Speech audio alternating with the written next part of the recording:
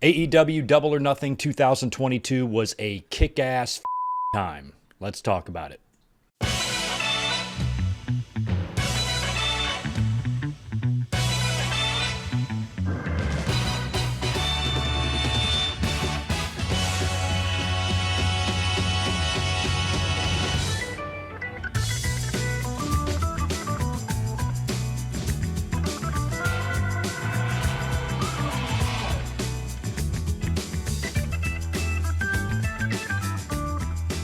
Hello everyone, what's going on? Good Mike Work Commentaries back at you with your AEW Double or Nothing 2022 review. I want to apologize for this review hitting the channel a little bit late. I believe this review will be dropping on Thursday, but I attended Double or Nothing, got back very late on Monday, and then had to jump right back into my regular job on Tuesday, and it was just hard for me to find the time to edit this. So I am recording this before we all watch Dynamite together on Wednesday, and then after Dynamite goes off the air, I will edit this and throw it up on YouTube for Thursday. So depending on what we see on Dynamite, some of what we talk about here may be drastically different. It just depends. But as many of you know, I made the trip out to Las Vegas for Double or Nothing. Been planning this since last year. I live in San Diego, so it's a really easy drive, about 4-5-ish hours, depending on what time of year or what time of day you're driving out there. It's really not a far drive to make, and it's a fun one. I made the trip for SummerSlam at Allegiant Stadium last year, and this year I had the option to either attend WrestleMania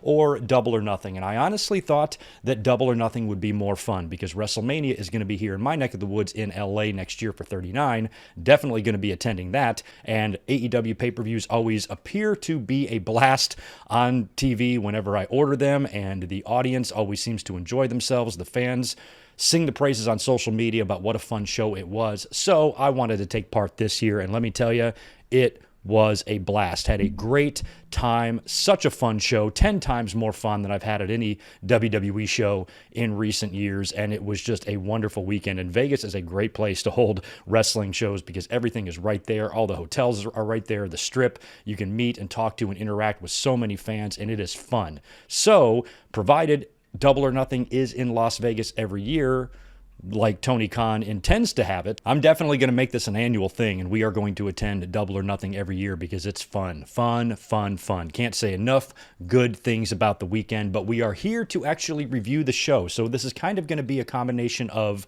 my review of the show and also my experience of the show, because I took a lot of footage while I was there, and all I really have to go by in terms of this pay-per-view is what I saw in person. I have not yet watched this pay-per-view on TV, so I've heard no commentary, no other audio. A lot of things that fans might have picked up on TV I didn't see other than what I've read on social media. So this is going to be kind of my review from my vantage point where I was sitting without hearing any commentary or watching this thing on TV at all. And the fan experience in the arena does tend to be vastly different from the fan experience at home, as many of you, I'm sure, know and have experience with this yourselves. There was also a lot of talk about this pay-per-view being extremely long, and it was, but when you're sitting in the audience having a good time and the beers are flowing, I had no problem with all of these extra matches, but knowing what it's like to sit at home watching pay-per-views too, when you start getting past the 4-hour mark, you will get burnt out, and I do think there was a couple of matches on this show they could have shaved off. As a matter of fact, 2 of the matches on the show,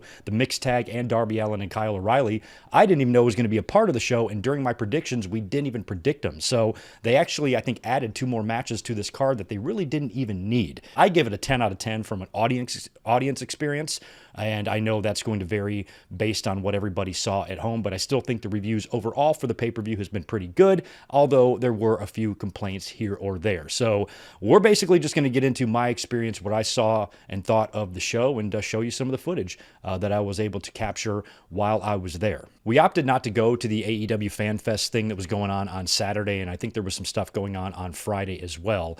We chose to drive to Vegas on Saturday and get there Saturday evening, have a good time, do some drinking, hang out with some friends, spend the night, go to the show the next day, spend the night again, and drive home on Monday morning. That was basically the plan there. So we hopped in the car about 10 o'clock in the morning on Saturday and started making our way through the desert. I always forget whenever I drive out there how windy and hot it is in the desert. And this poor sign spinner, when we pulled over for some food, was struggling. Absolutely hilarious. Just look at this poor guy.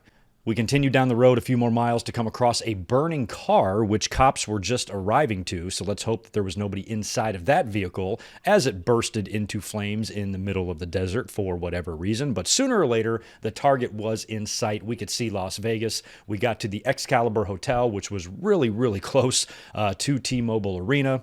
Got ourselves checked in and showered on Saturday night, and we downed an energy shot and an edible, and we hit the bar to meet up with a couple of really awesome listeners.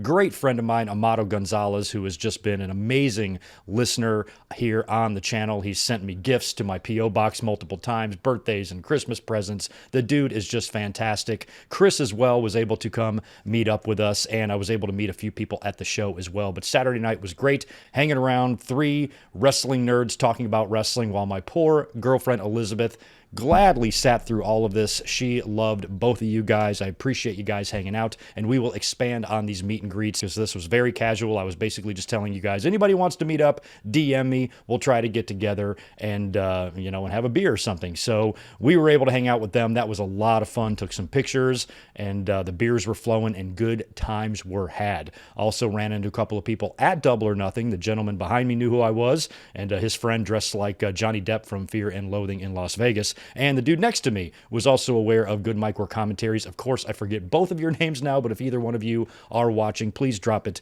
in the comments below. And it was very, very nice meeting you guys and everybody at the show. I cannot say enough good things about how much fun we had. So we have our beers. We have a good time on Saturday night. We go and hit the hay so we can be well rested for Double or Nothing on Sunday. I slept my balls off. We woke up. We went down. We got some nice sandwiches at the deli, and then we began our journey to walk over to T-Mobile Arena, which was not far. Now, Vegas was very hot, like it always is, but it wasn't crazy. It wasn't overwhelming. It wasn't past 100 degrees. Even though the sun was out and it was hot and it was warm, it was not unbearable walking to the arena. It was actually quite pleasant. Once we got there, we decided to chill out in the shade instead of waiting in a long line that was forming at the door underneath the sun where you can just get hot and sweaty. So we just chilled in the shade and figured we would wait until they opened the doors to go run and get in line. And in the meantime, they had a cameraman up on the balcony there trying to hype up the crowd. And just look at this sea of people waiting to get in. That looks like an awful lot of scalpers to me. I don't know about you. But as the doors opened, the fans started filing into the building, and that's where we ran into our first hiccup. It took forever to get in, and I believe the buy-in started right at the top of the hour at 4 p.m. here in Vegas on the West Coast, and we got in line right at 3:30, did not get in until about 4:45, and by the time we got in the building and peed and got a drink and got to our seat, the buy-in was almost over, and Hook and Danhausen, they had already made their way to the ring. So the cool thing about our seats is that we were on the lower level about 10 rows up, which is where I prefer to be. I don't like the floor. If I'm not in like the first 3 rows on the floor, I don't want to be on the floor. You can't see shit. Like if you're 20 rows back on the floor, why is that fun? Why are those seats more expensive than ones that are up just a little bit higher where you can have a perfect line of sight to the ring? I've never understood that, and I've gone to a lot of wrestling shows before, and I do not like the floor unless I am right up there.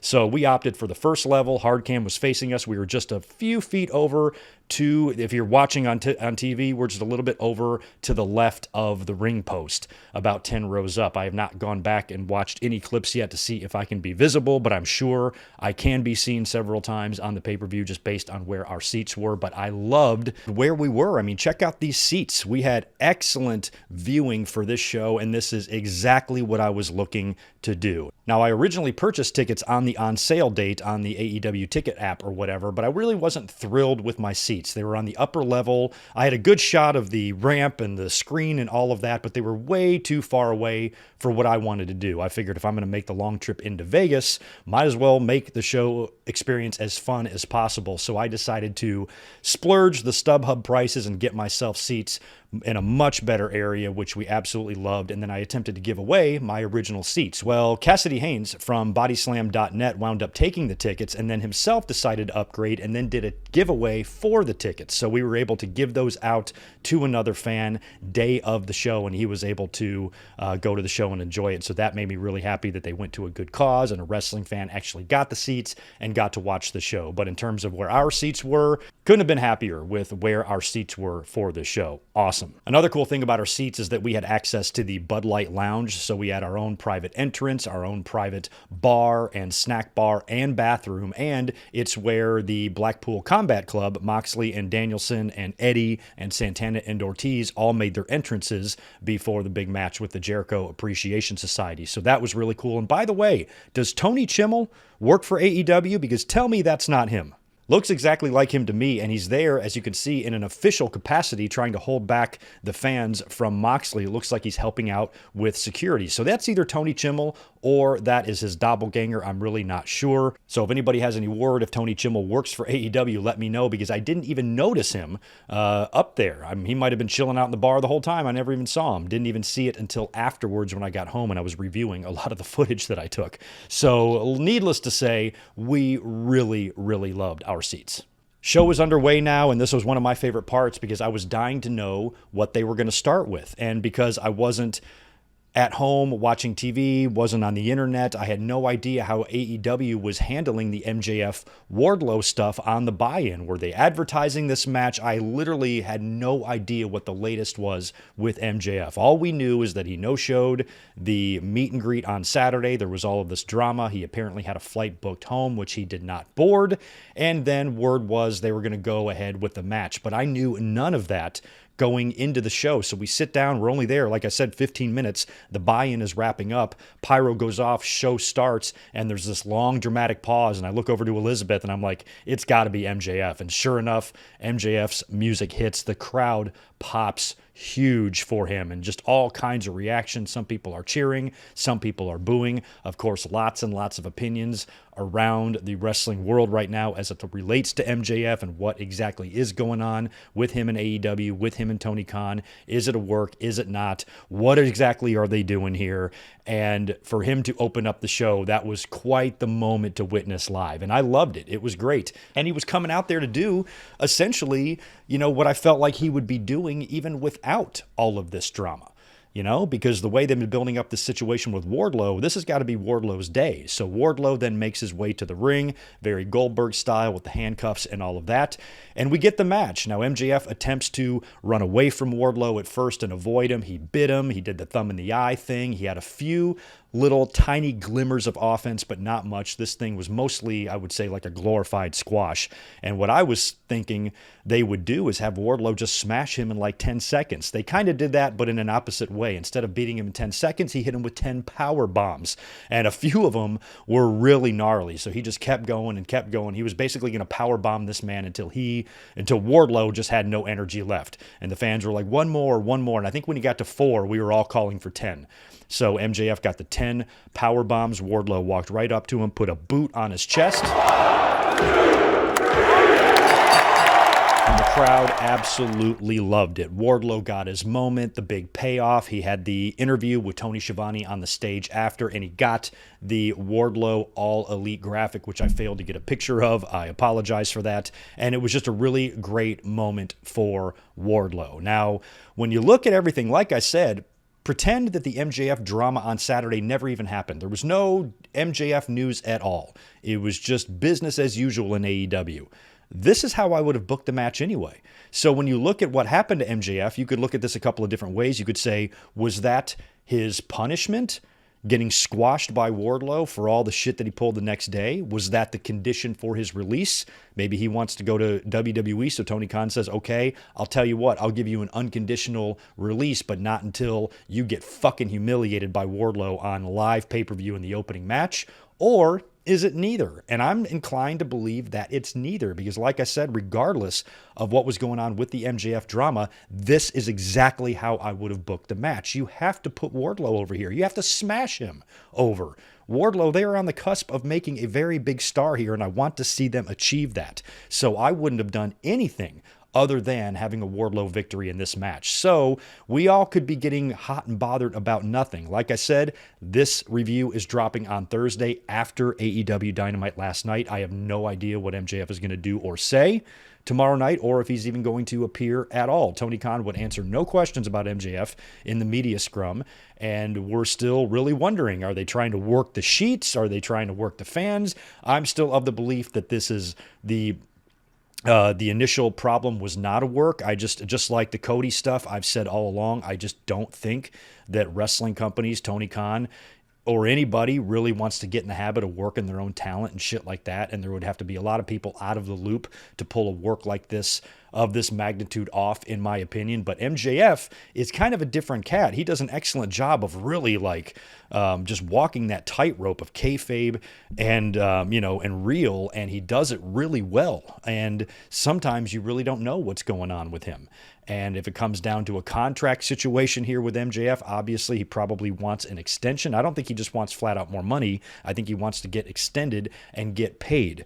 However, there are certain ways you should and should not do this. And if MJF really did walk off or no-show a meet and greet and then threaten to no-show a pay-per-view, when you're looking at what WWE just went through with Sasha and Naomi, it doesn't seem like it's really the right thing to do if you're trying to get something you want or try to get paid or really try to further your career at all. So the fact that MJF was on pay-per-view, he did his job, he did what he was supposed to do.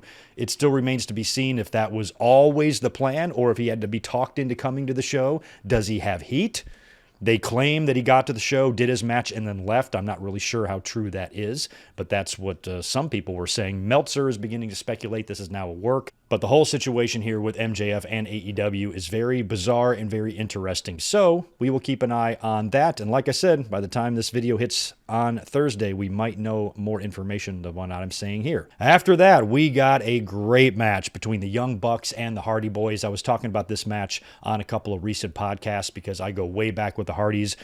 Kind of grew up near them in North Carolina, saw them as real young wrestlers working dark matches and shit in WWE and jobber matches and shit. And then when they finally kind of got a contract and WWE started doing something with them, I was in the building in Fayetteville in '99 when they won their first tag team titles from the Acolytes and saw Matt and Jeff both wrestle in a lot of classic matches, TLC matches at SummerSlam, multiple title matches. I saw them lose the titles. I've met their father a couple of times, and it's like I've 25 years, I think, of like watching these guys live in person. So for somebody like me, to see this match is really special for me because of how many years I've actually watched the Hardy Boys wrestle in person, being in the arena and watching them. We're talking 25 years now, a quarter of a century, which is crazy. So this is full circle because the Hardys obviously are nearing the end of their career. There was a lot of talk about Jeff being very slow and seems a little bit off or a step off on Sunday night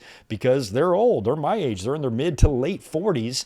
And, the Hardys have probably got a pretty short shelf life here to ride off into the sunset. But them facing the Young Bucks, I know they've had 2 encounters. I believe they have split them in Ring of Honor.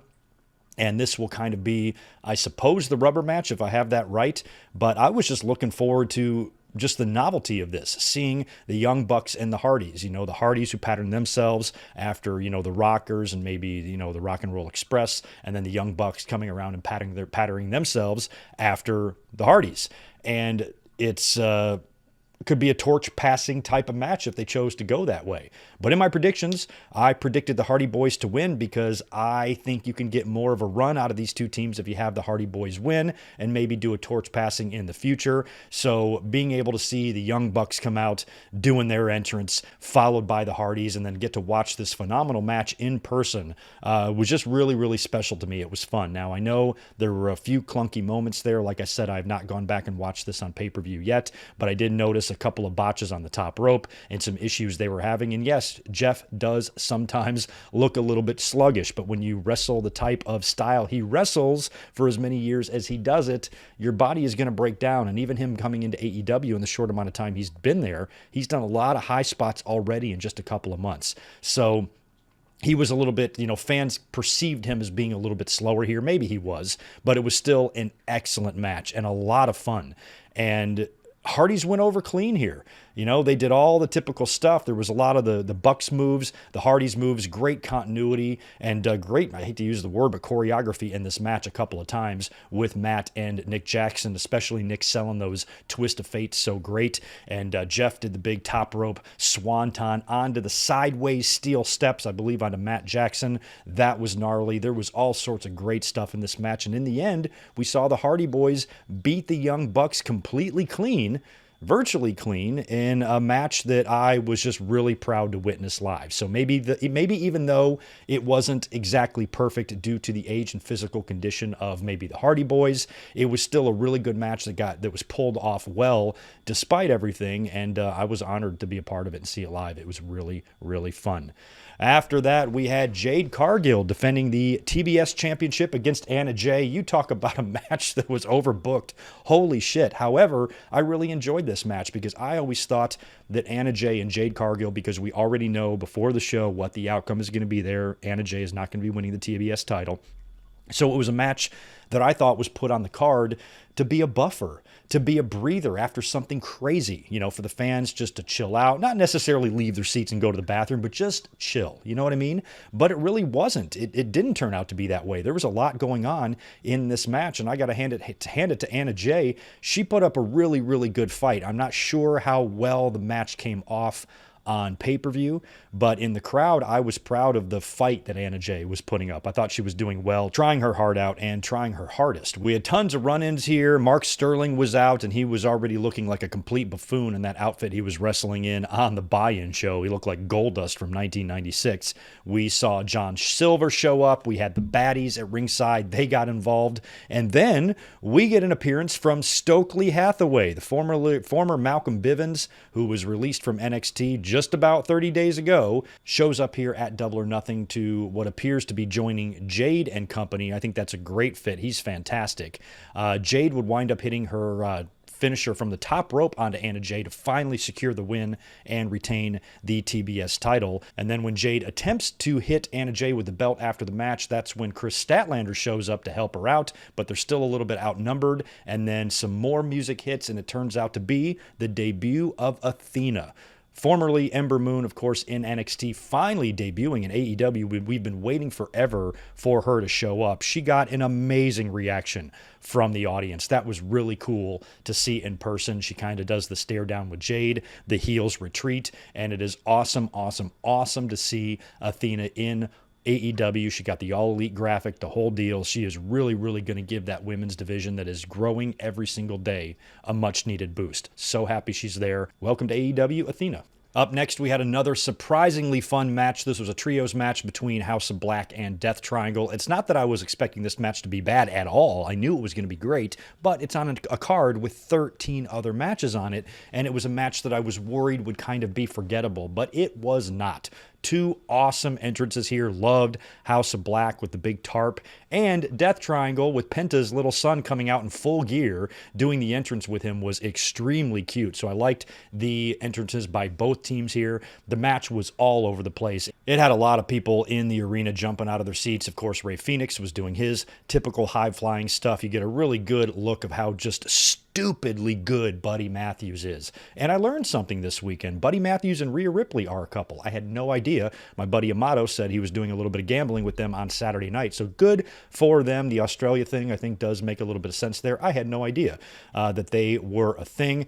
And seeing Buddy Matthews, Pac, everybody in there doing their thing was a lot of fun, and Brody King was just an absolute monster, just humongous. They are really booking him like a big madman monster, and he definitely has the size. A couple of weeks ago on Rampage, he hit Evil Uno with a disgusting-looking finisher that was so rough-looking, and Brody King is just a rough and tough son of a bitch. But in the end, we saw the great spot that we've been anticipating for quite a while here. The lights go out. Luckily, I was able to capture some footage of this because when the lights go out, you want to be paying attention. When they come back up, Julia Hart is in the corner. She spits the black mist into Pac's face, allowing the House of Black to get the win and unveiling their new member, Julia Hart, which we've been waiting for quite a while. It's kind of funny how Edge's Judgment Day has just added Rhea Ripley, and now House of Black is adding Julia Hart. But they've been teasing the Julia Hart stuff for a long time. I was almost thinking this was more similar to Alexa Bliss and The Fiend, where maybe Julia becomes, possessed or altered mentally in some way, and she joins House of Black, but she's there now. We saw women join factions a lot back in the day, but they were mostly in a valet or managerial role. To actually have wrestlers, a co-ed faction now, is really awesome and really fun, and good for Julia Hart. She looks great in this gimmick, and I think everybody's kind of pulling for her. So really good finish there, and it allowed House of Black to get the win. I'm really glad that the House of Black adding Julia Hart to the group was the lead-in to the Owen Hart Cup Finals. We got both of the tournament final matches next when the participants of the trios match were leaving the ringside area. You could see them setting up the Owen Hart trophy and the belt presentation table and all of that.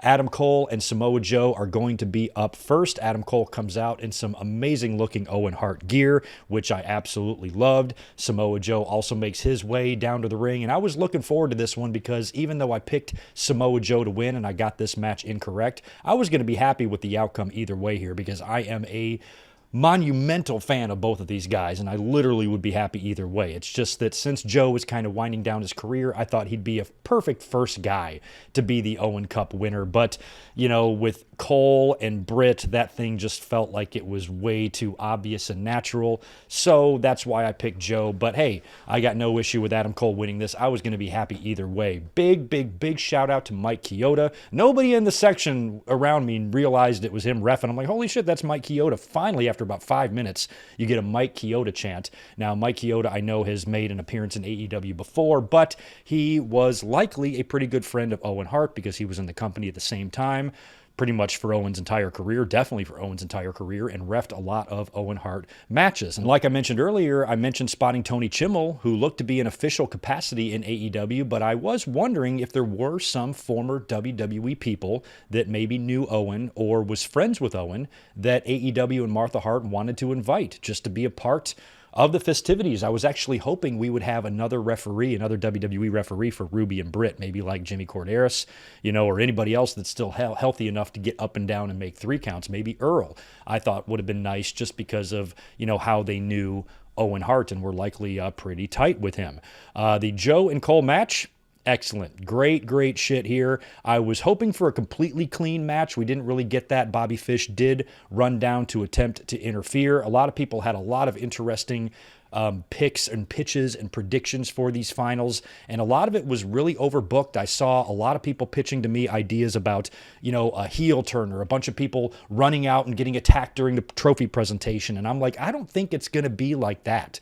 You know, if there is some cheating, I think it's got to be a little bit low-key. I don't think you want any sort of big swerve or anything to take away from the spotlight that this is the Owen Hart tournament. Don't do anything to denigrate or devalue or tarnish the trophy in any way by having 2 heels win it in shitty, dirty, underhanded ways. I didn't really want to see that, even though you were essentially having 2 heels win in, in the tournament. I think Joe and Cole needed to have about as straight up of a match as they could. And I think Bobby Fish coming out was a way to help protect Joe because technically he is a current title holder in Ring of Honor. So the Fish interference was just enough to allow Adam Cole to hit the boom on Joe and get the win and become the first ever men's Owen Hart Cup tournament winner. And, you know, I couldn't be prouder. Adam Cole is a great dude. Can't think of too many people other than Joe and Cole that would have been a better,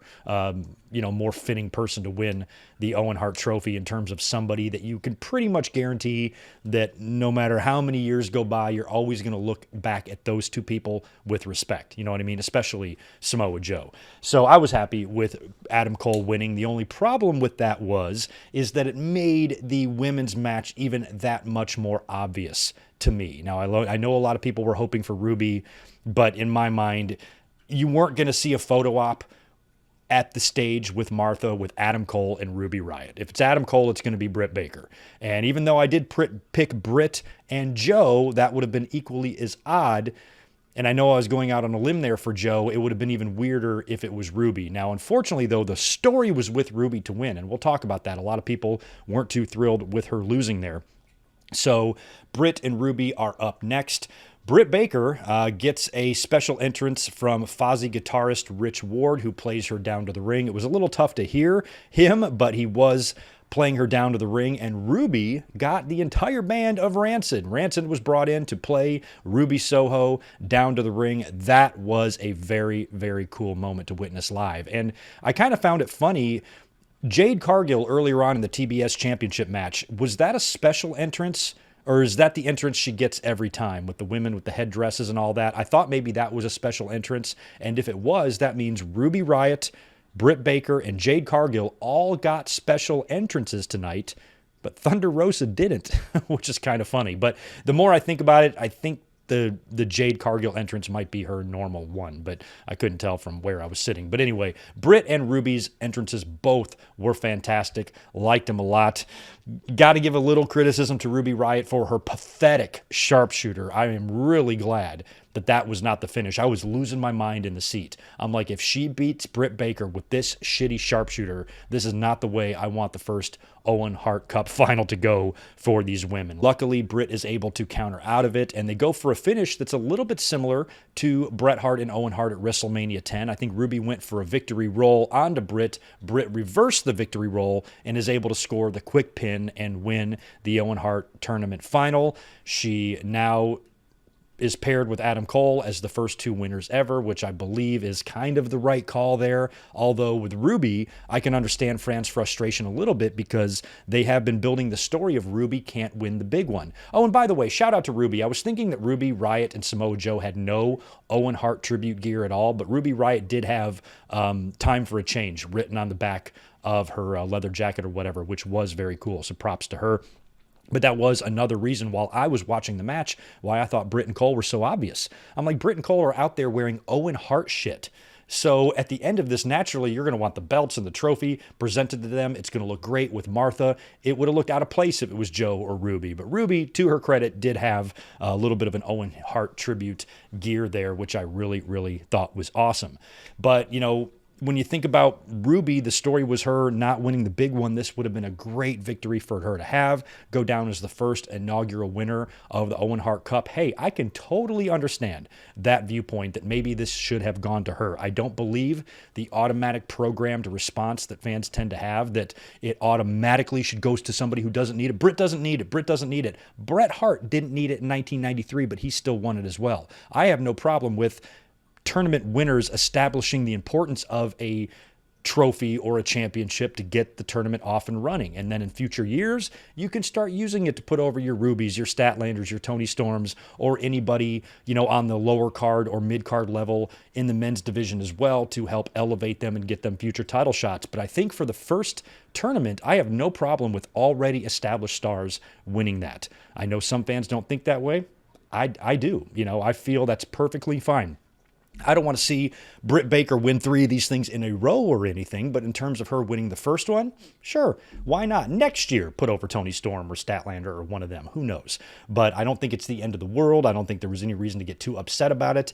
AEW does have to understand that Britt is going to get the Charlotte comparisons a lot, especially the more she wins, but she's one of their top stars. She is their top star. I think Britt Baker is fabulous. Her presentation, everything about her is great. I have no interest in seeing her just start losing all the time at all. Should she be putting people over every now and then? Sure, but there's right and wrong times to do that. And in terms of her being the first winner here, personally for me, I have no issue with it at all. And you got to look at it too from like the haters' perspective. One of the big criticisms that I've seen that might even be a valid one is how AEW beat NXT in the ratings and essentially made NXT completely change their entire format and direction, only for all of these WWE and NXT people to come in, and AEW homegrown talent has to do the jobs to these guys. So anytime a WWE person wins, you hear that, oh, they're always just putting over the WWE people.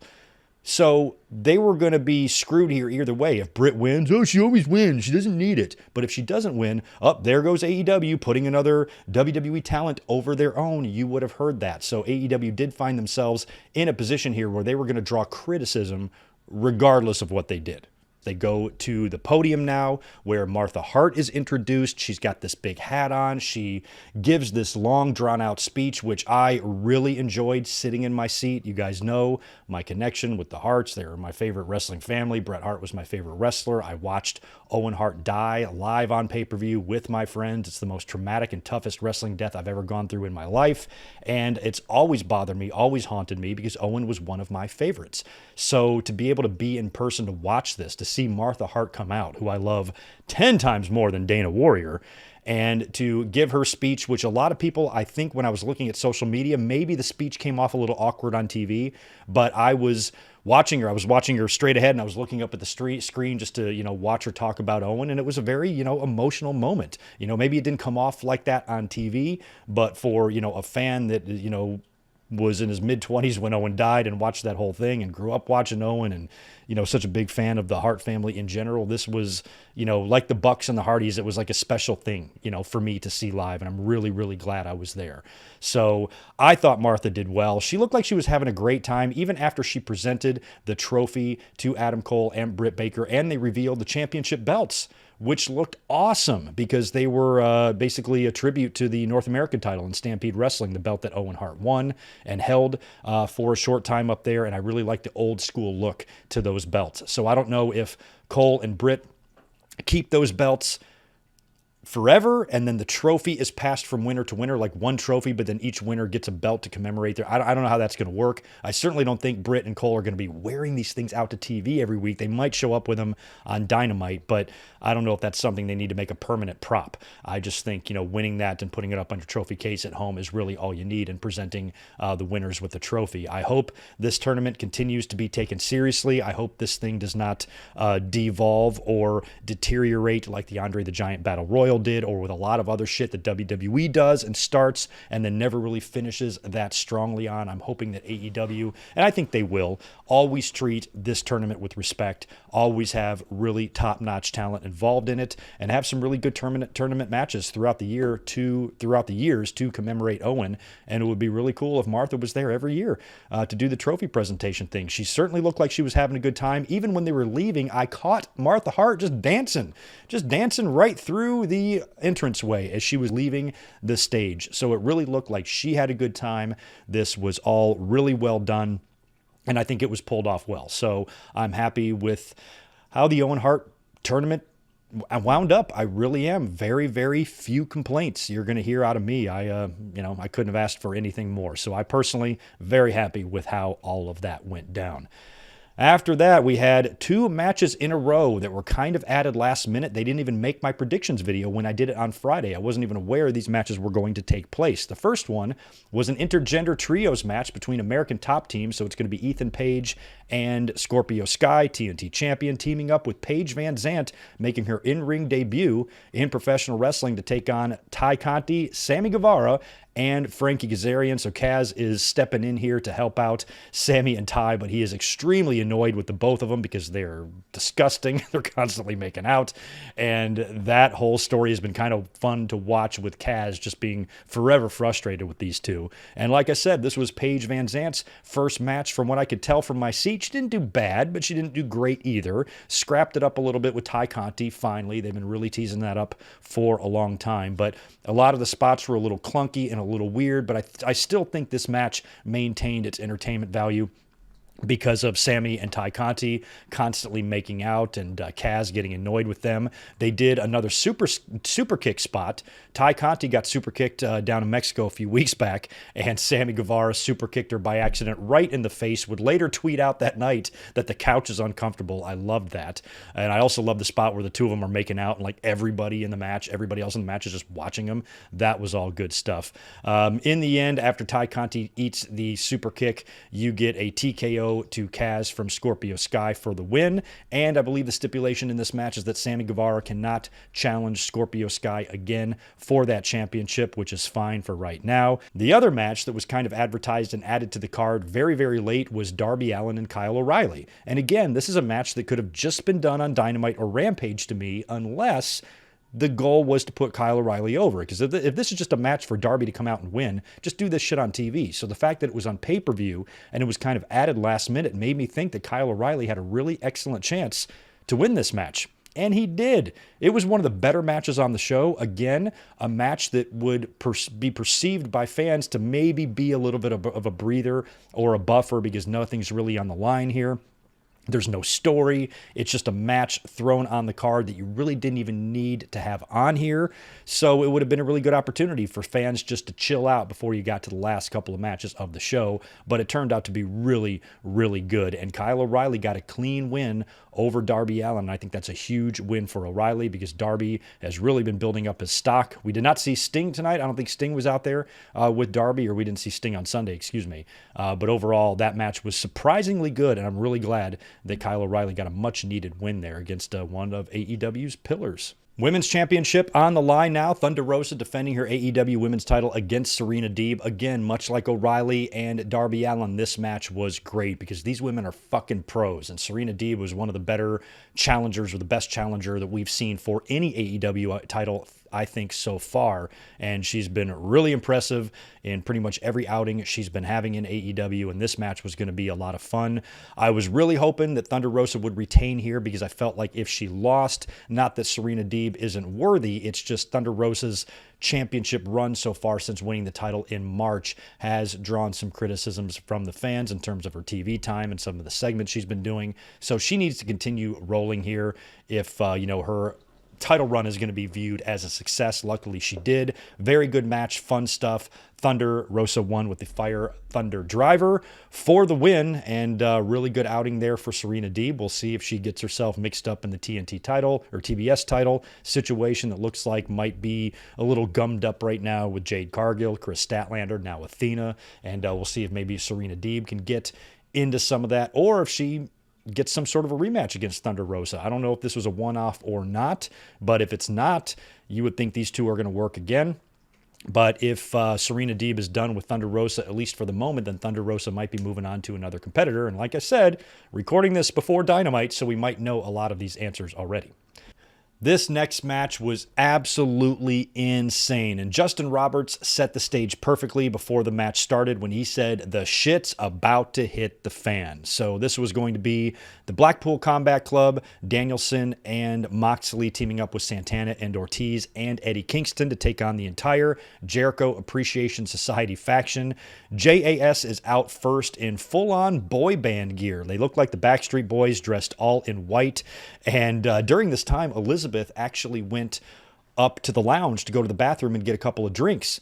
And while she was up there, that's where Eddie and Mox and Danielson and everybody were making their entrances. So she was up there texting me videos of Moxley and everybody getting ready to come down through the aisleway. And I was down there sitting in my seat and I missed all of it. And that's where I caught the glimpse of Tony Chimmel, like I mentioned earlier. So Moxley, I believe, came down the aisleway to the left of me, and Danielson and Eddie, I think, came down to the right of me. I was able to get footage of both of them making their entrances. But Elizabeth is the one that got the real good look of those guys up in the Bud Light Lounge. Everybody gets in the ring and they continue to play Wild Thing, which was great. It reminded me of like New Jack back in ECW, where they would just brawl the whole time with the song on. And I think Wild Thing would loop 3 or 4 times while everybody is brawling everywhere. Fans are singing. It was so goddamn fun. I wasn't sure how good this match was going to be. I really wasn't even looking forward to it that much. But from the reports and the reactions from all of the fans who were watching this on pay-per-view,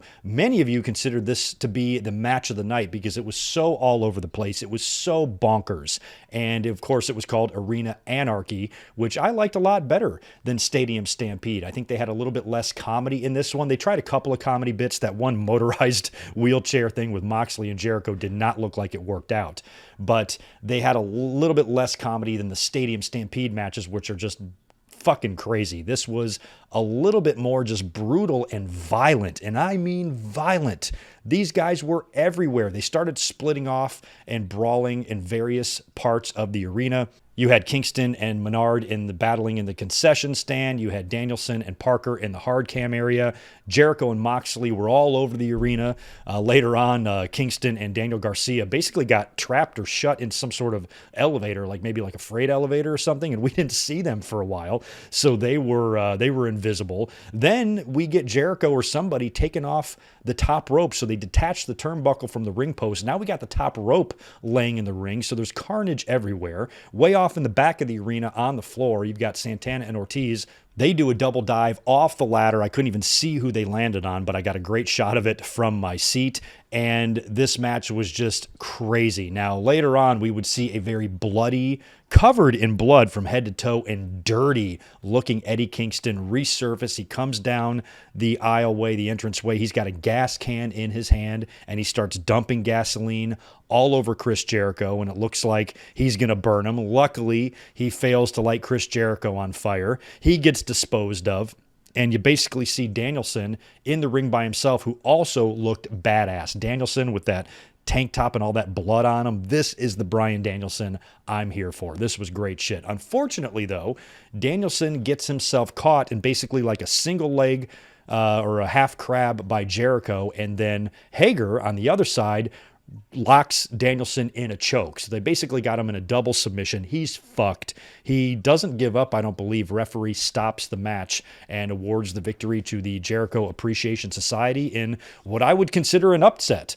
You know, I'm almost glad they got the victory here because there's been a lot of, lack of continuity and a little bit of dissension in Eddie and Santana and Ortiz and Mox and Danielson and stuff. They're not as cohesive as the Jericho Appreciation Society. A lot of people, I'm sure, were upset that Danielson had to take the loss. I don't care. This match was so fucking fun. And he was put in a double submission. What the hell do you expect? Of course, the referee is going to stop the match. I cannot say enough good things about this match. It far exceeded my expectations. I did not think that AEW was going to put forth this amount of effort into booking this match and making it as fun as it was, especially with the music and all of that. It was just great. And after the match too, I tried to get a little footage of Eddie Kingston because I don't think any of this was shown on pay-per-view, or it probably wasn't, but he was losing his mind after the match.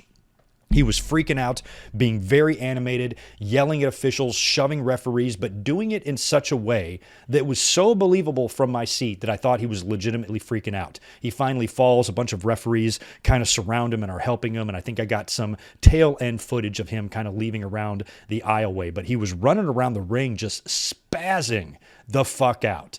And he's super passionate and super hardcore, and I've heard a few people talk about AEW actually putting the world title on him and the moment that would create for himself and the fans. Even if it was a short run, like a month long or something, I wouldn't even be totally against that because this dude is over and he goes all in on everything. He is balls to the wall, violent and crazy. And Eddie is the best. Eddie is the fucking best. His performance here was incredible from what I could see. Next up, we see Andrade on the screen. I can't really hear what he is saying. Something about how his factions have crumbled and he's sick of being associated with losers, and he's bringing in a friend who turns out to be Roosh, former Ring of Honor World Heavyweight Champion and former stablemate of Andrade down in Mexico. Good to see him there. I've only seen him a little bit. Some fans are way more familiar with him than I am, but this seems to be like a good addition and somebody that Andrade already is familiar with and has a lot of history with, and wish those two, whatever the fuck they're going to do, the absolute best there. That was kind of cool to see. And then we've got our AEW Tag Team Triple Threat match. Jungle Boy and Luchasaurus defending the titles against Powerhouse Hobbs and Ricky Starks, and Swerve Strickland and Keith Lee. Keith Lee is super over with the audience. Everybody absolutely loves Keith Lee. He got one of the biggest reactions of the night. That was really cool. I also liked Jurassic Express wearing matching gear. Jungle Boy finally wearing something to match Luchasaurus. That was kind of cool. My prediction was way off on this. I predicted Starks and Hobbs to win this match. I thought Team Taz winning the tag team titles would be a good thing for both guys. I think Jurassic Express is a little bit ripe at this point. They've had a healthy run. I feel like they're due to drop the belt any time. A lot of fans have been waiting and clamoring for this Christian heel turn to happen, and it never does. And even though this match was a lot of fun, I was really hoping for a title change here. So we saw the typical stuff. We saw a lot of the high flying action from the little guys, but we also saw the big guys get together. The three big men did at one point face off in the ring, which we were all hoping to see. But in the end, Luchasaurus and Jungle Boy do retain the titles. And after the match, you saw Christian put Jungle Boy on his shoulders, and Luchasaurus kind of gives him a look. So what I'm wondering, and that reminded me a lot of Survivor Series 1988 when the Mega Powers won and Hulk Hogan picked up Elizabeth, And Randy Savage was like, what the fuck? And that was, they did the same thing kind of at SummerSlam as well. But this slow kind of tease here of Savage getting jealous. And I think that might be a really fun swerve to do with fans, is that everybody's been expecting for the better part of a year for Christian, maybe not that long, but a long time, months and months and months, for Christian to eventually turn on Jungle Boy. They've been leaving a breadcrumb trail all the way up to this. Christian has been teasing it repeatedly. So what I would like to do is see them do a swerve. We saw when Christian lifted Jungle Boy up, Luchasaurus was a little bit not sure about that. What if Luchasaurus is the one to turn heel?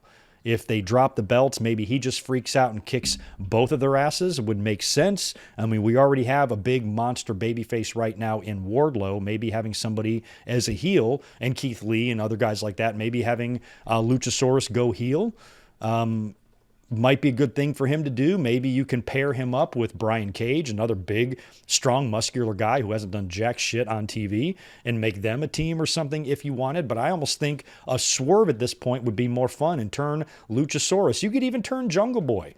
Maybe you turn Jungle Boy and Christian against Luchasaurus, and then he stays babyface. That might be fun. I'd like to see if Christian can inject a little bit of that charisma, because he is Captain Charisma. What if he tries to get some of that charisma into Jungle Boy? Because Jungle Boy doesn't have a ton of it. But what if Jungle Boy started acting like Christian from 20 years ago, wearing big, obnoxious sunglasses, mesh shirts? But based on how obvious all this stuff seems to be with Christian at some point turning on these guys, I'd like to see them throw us a curveball and turn one of the other ones instead.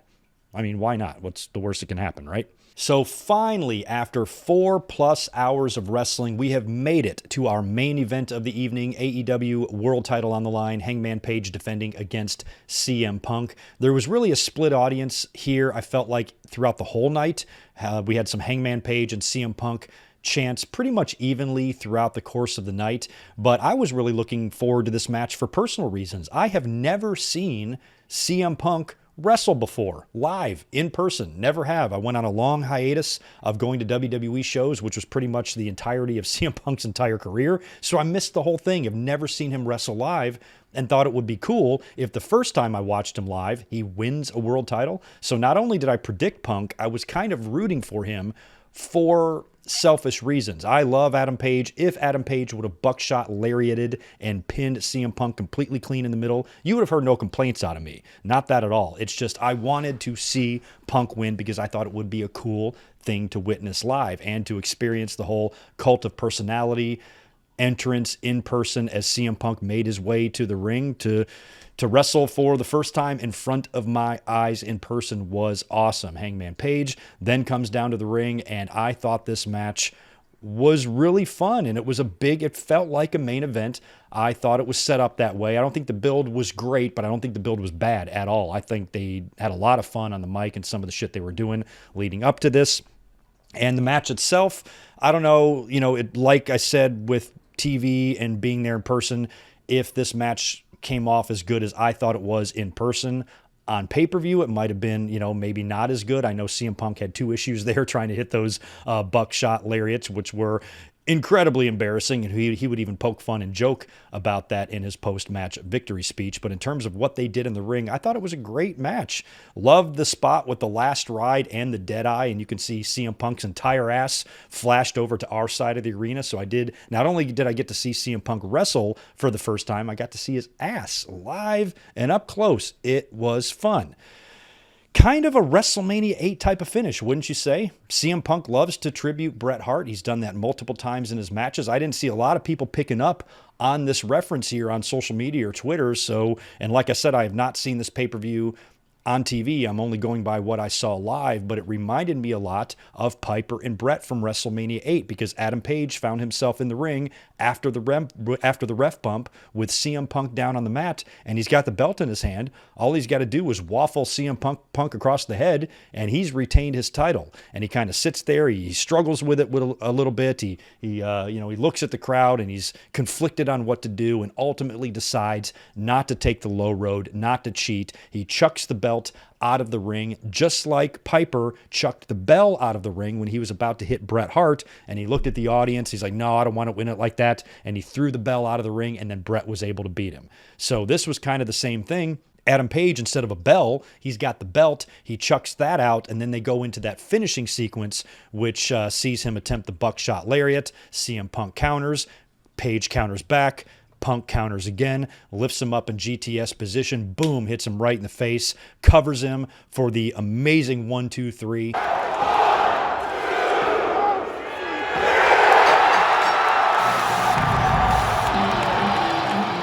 Crowd goes nuts. CM Punk is your new AEW champion. Adam Page, to his credit, doesn't do any weird heel turn. He just rolls out of the ring like the pro that he is, and he hobbles his way backstage, and he allows CM Punk to have the moment with the crowd. He salutes everybody multiple times. He does the run around the ring thing.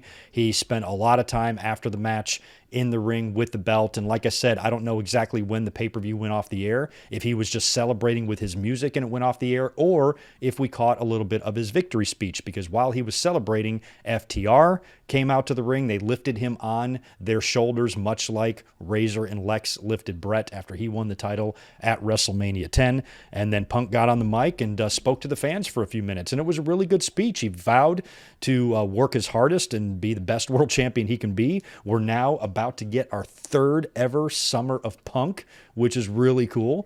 And he thanked everybody and, promised to be a great world champion. And joked that, and he told the fans, he goes, remind me to never do a buckshot lariat again, which was really funny. All the fans popped for that. He put over FTR being the best tag team in the world. And all in all, it was a fun main event. Punk winning was great. Nobody left. I know the crowd at home seemed to be burned out. A lot of people were complaining about the length of the show, but the next day was a holiday. It's not like you had to get up. I thought, come on, stop being pussies. Everybody's like, it's too long. I'm like, it's not like you got to wake up in the morning, or at least most people don't. I mean, if you got an early morning or something, I suppose I can understand. Or if it's a normal Monday, we've seen that happen with WrestleManias going too long and shit when people have to work the next day. But it's Memorial Weekend. The summer's kicking off. You got all the time in the world to sleep. So the fans weren't as burned out as the audience was at home, because everybody stayed. Nobody was leaving or bum rushing the doors to get out. Everybody stayed and enjoyed everything all the way until the end. So at least for the experience in the arena, the fans had a great time. This place was jam-packed, sold out. It looked so great to see a building that full that's not Vince McMahon and WWE. It's awesome. CM Punk would go on to say in his victory speech that it was their first ever $1 million gate. I actually thought they've hit $1 million before, so I was wrong. I thought AEW had already done $1 million gate, I think twice. So I guess I had that way wrong. Punk said that this was the first $1 million gate they had. But yes, it was a long show. Yes, you could have shaved 2 matches off of this here or something like that, but it was still really, really fun overall. And the crowd, by the time we got to CM Punk celebrating with the title, was not burnt out. They were ready to rock and roll, man. They were having a great time. So watching CM Punk win the title, I've always liked CM Punk. I always just thought he was cool and liked his work, and don't love his attitude at times, but also really appreciate his attitude at times, that he's kind of like not a really much of a bullshitter. A little bit of a marching to the beat of his own drummer there, which can be good and bad in a lot of ways. In terms of winning the title here, I have no issue with it. AEW brought him in as one of the most sought after wrestling free agents there was. I mean, his name is chanted in every arena, regardless of the promotion, every night, and has been for the last 10 years. Bringing him in, why would you not put the title on him? And CM Punk's 43 years old. He's only going to get older, so if you want to get a nice, healthy championship run out of him where he can put somebody over in the future, try to do that when CM Punk is the most physically capable he's going to be. And you can already see, it's starting to decline a little bit with him, buckling a few times in his knees and shit like that. So people get old, and CM Punk's never really been a Shawn Michaels level caliber of worker as it is. He kind of has his own style, and it's nothing too overly flashy. So you want to get your money out of him when he's physically at his best, or at the best he can be.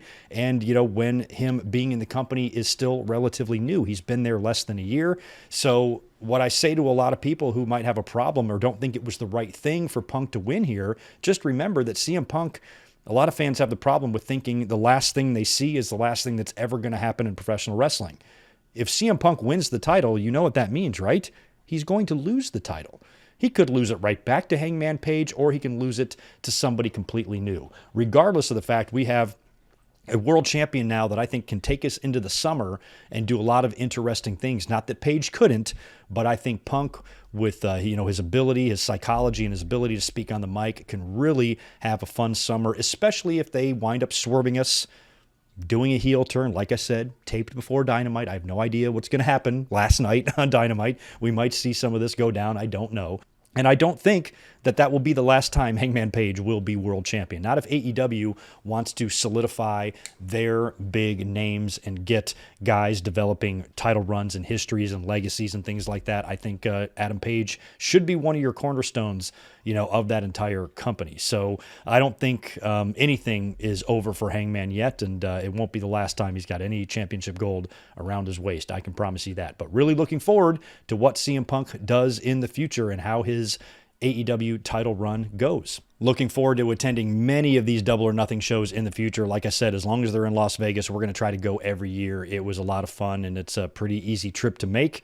And had a great time at Double or Nothing. So if I'm going to grade the show as fairly as possible, like I said, I've not watched it on television yet. I'm only doing this review based on what I saw. My in-arena experience, 10 out of 10 easily. But if I'm trying to be fair about this show, I'll give it an 8 out of 10. How does that? Does that make you feel okay out there, all you haters? Is that good enough for you? That I'm not giving this show too high of a grade. I understand some of the matches didn't need to happen. I understand that it was long. A couple of clunky botches here or there. Maybe certain people won that fans didn't want. Factor all that shit in, it was still a great show, and I'm not giving this thing any less than an 8 out of 10. Excellent stuff by AEW. They know how to put on a show. They know how to do pay-per-view. They know how to do TV. And they are, their effort that they're putting forth shows on their final product, is all I'm going to say. Had a great time at Double or Nothing. So thank you so much for watching this review with me. I'm sorry, like I said, it took me so late in the week to get this up, but came back from Vegas and had a lot going on before I could actually sit down and edit this thing. So I hope you guys enjoyed it. Please leave me all your thoughts and comments on Double or Nothing in the comments below. Make sure you subscribe, hit that like button out the door, and make sure you follow me over on Twitter at GoodMikeWork. You guys have a good rest of your day, and I'll talk to you soon. Peace.